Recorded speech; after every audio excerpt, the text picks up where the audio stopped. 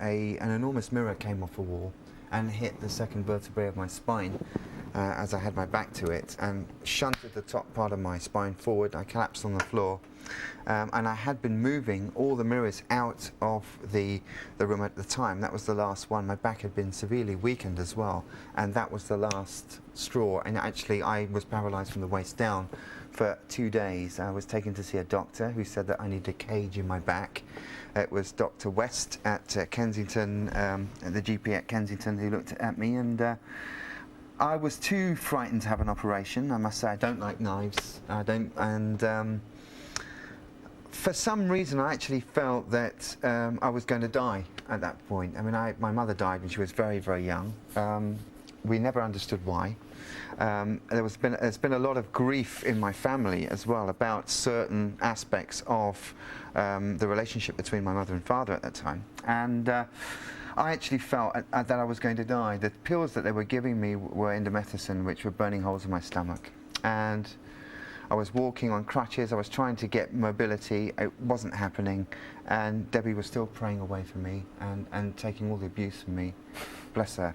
Really, I just bless that woman.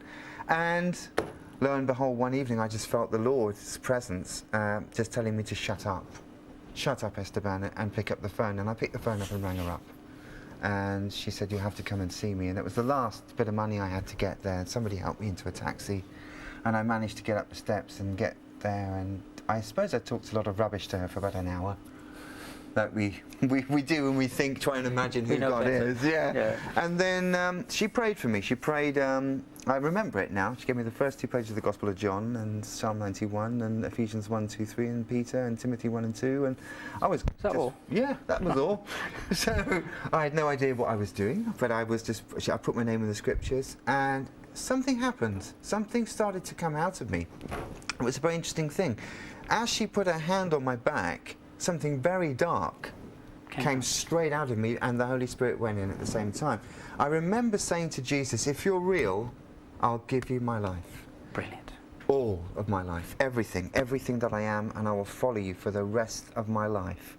I will do what the Father says. And he came, he showed up, and I felt a hand reach through my stomach and straighten my spine. My spine popped open. It was audible. It went pop, pop, pop, pop, pop. You can hear it in the room. And I got home. I was running up and down Peel Street. I was showing my friends. I was saying, look what Jesus Christ has done to me. Look what he's done for me. And very humbly. Yeah, I just had to do that. You know, it was just awesome. I can't thank God enough for it, really.